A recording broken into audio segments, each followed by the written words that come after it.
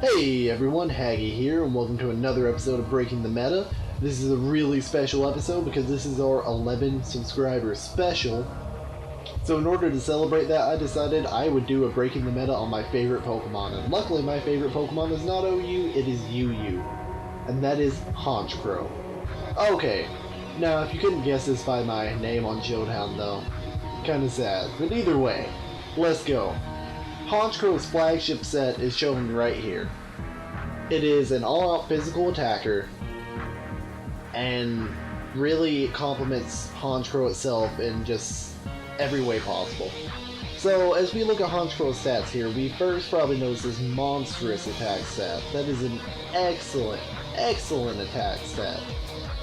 You're probably noticing also these two low defenses here, but with a pretty decent HP, that backs it up and gives Honchkrow enough bulk to really deal with a lot of threats. How about that? It can take some hits. It can't take really monstrous hits, but it can definitely take some hits. And that kinda, I want to call it average, but it's more on the mediocre side speed set.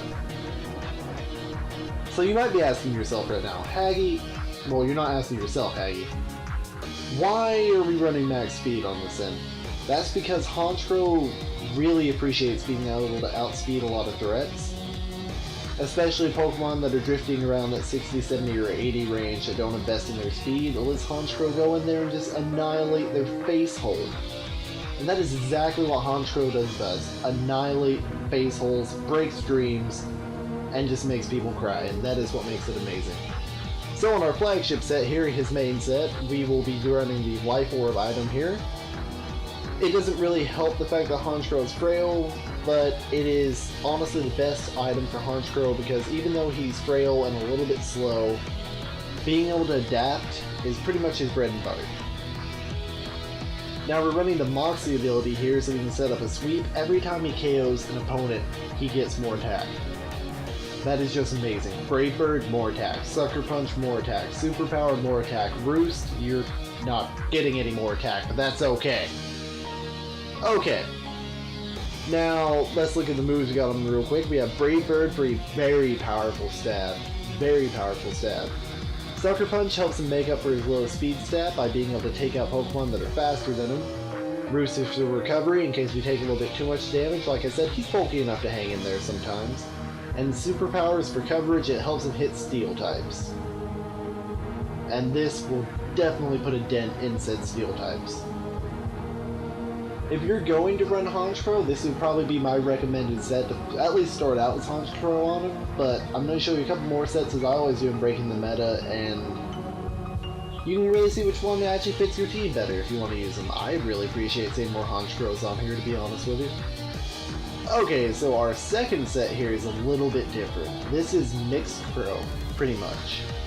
And what this is based off is more flexibility.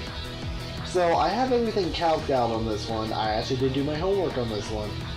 Ladies and gentlemen, can I get a thumbs up for that one? Can I? Either way. I calced out his stat pool here so that way he would be able to accomplish a couple goals.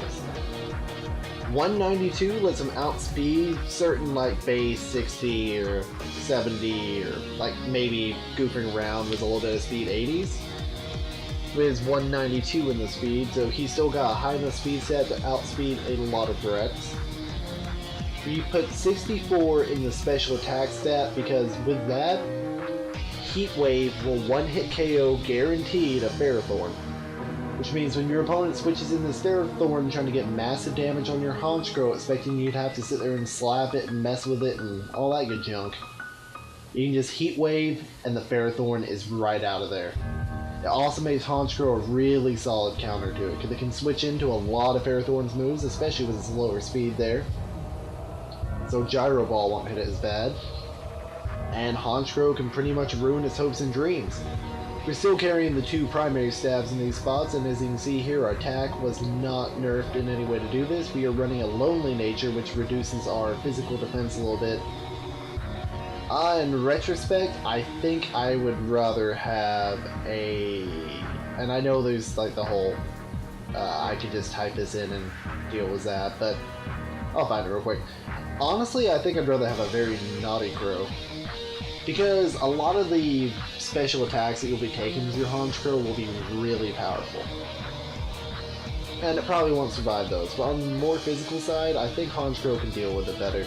But that one's just opinion, you can do whichever one you want here.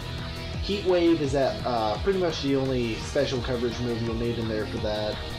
I can't really say there's any alternatives to that. It does get, like, if you have a Callowspore Honchkrow, you could run Incinerate, but it's never a guaranteed one-hit KO, so I wouldn't really suggest it. You're probably going to want to grab yourself a Heat... No, you're going to want to grab yourself a Heat Wave 1 for this set.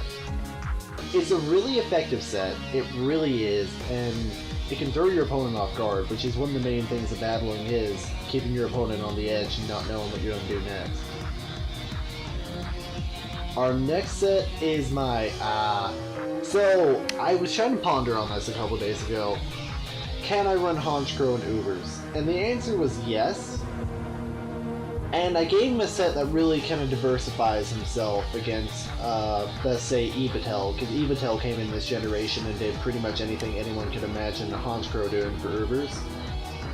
So I set him up as kind of a counter lead to Darkrai teams. Or I guess kind of just a counter lead set in general. So the things that really diversify this set is somebody running the ability Insomnia, which means it cannot be Dark Voided.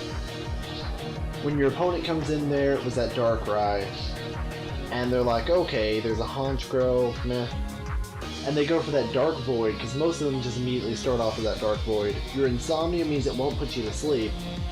Then you turn around and you slap that sucker with a superpower, he is done. If it's not Focus Sashed, then they're immediately one-hit KO'd. If it is Focus Sashed, you can follow up with that Sucker Punch and just knock it right out of there. Now, also things to remember is Honchkrow Sucker Punch will one-hit KO a Mewtwo and a Mewtwo Y. And since neither of them really have a lot of priority, I don't know if Mewtwo has any priority in fact. Honchkrow can do work to him. Another thing is this superpower will decimate the switching in Lucario if your opponent's foolish enough to try that one. And Brave Bird 1 to 2 hits the entire metagame for the most part. There is exceptions, but for the most part, I'm pretty sure shy of Dialga, which superpower can hit, Brave Bird 1 to 2 hits the entire metagame, and that's pretty crazy. So I'm just saying there, if you want like a weird Pokemon to run on your Ubers team, a fun Pokemon, definitely consider Honchkrow for that. I know it's a little bit of breaking the meta there, but just an idea. Now this one is a interesting build for it. It's really gimmicky, but it could work. Switching your Honchkrow on your opponent like you're going to use its Sucker Punch to finish off a weakened Pokemon, or like you're going to Pursuit something. Preferably not Pursuit something actually. Like it's going to hit a slower Pokemon really hard, and let your opponent switch. Set up a substitute on that switch, then set up a Tailwind right here, doubling the speed of your Pokemon, your Honchkrow right here, bringing his speed up to the point where he outspeeds pretty much the entire unscarfed metagame.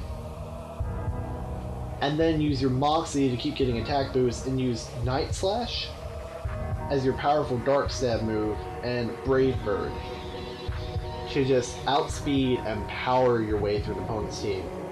Like I said, it's gimmicky and priority can shut them down, but it's definitely an idea.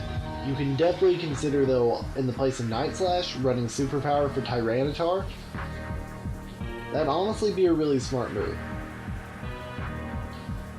And for our final thing here, we're going to be running Special Honchkrow, because I'm pretty sure, as you noticed before, he does have a really good special attack stat at 105.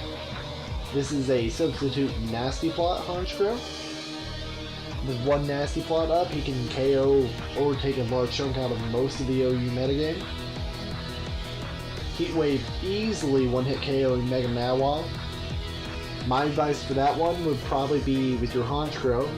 Try to set up on a Mega Mawile the Swords Dancing, you probably substitute per se. On a Mawile switching in, you Nasty Plot while it sets up a Swords Dance possibly. I'm just saying there, it's not a high probability, but you can do it. And then you just go on in there and pretty much annihilate their team with powerful stabs. In conclusion, I'd definitely say Honchkrow is a Pokemon you should consider putting on your team, and it's a Pokemon that I definitely put on my teams as much as I can. I just really enjoy using it. I love the design of Honchkrow. I love all its power. It's a really great Pokemon, and I know its main competitor would be Talonflame for you guys. And what would really make you want to use it over Talonflame? I guess its diversity. It can do more damage on its hits. And to be honest with you guys, 100%, and I mean 100%, look at that design.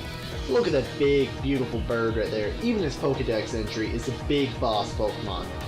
My goodness, Honchkrow, it's just such a threat. Good teammates for Honchkrow are Pokemon that can eat up electrical attacks, such as Garchomp or Donphan. Oh, what? Donphan? I know I recommend that every video for some reason. I really don't know why. Donphan is a good Pokemon though, I'm telling you. Mamoswine is an excellent teammate for Honchkrow. And Honchkrow can help actually protect him a little bit. But yeah, good ground type Pokemon are great with it. It synergizes really well. If you are running the all physical set, I'd definitely recommend some other Pokemon on your team, such as Heatran, to help take hits for it and take care of Ferrothorn and other things that could stop its sweeps. The one thing I definitely ran into a lot when I was trying to make this episode is the idea of Mega Medicham against Honchkrow.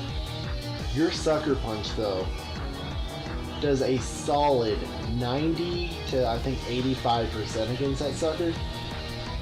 So your little Honchkrow right here will pretty much make it no longer a threat at all. And that is something insane. Now, say you have Stealth Rocks on the field, and your Honchkrow can actually KO one with a Sucker Punch. That is amazing. I understand Talonflame can do this too as a Brave Bird, but Talonflame has Fire Flying. You can use Dark Flying as Honchkrow. I honestly think that's a pretty big advantage, and Honchkrow can also carry the Pursuit, which really makes him an excellent revenge killer. And lets you play some mind games with your opponent. If you're running Pursuit, you're pretty much going to want to replace Superpower, because Sucker Punch is almost always a necessary on any Honchkrow set because of that speed stat right there. Without further ado though, I really hope you guys enjoyed this episode. I really enjoyed this episode, and everybody, yeah, have a great day.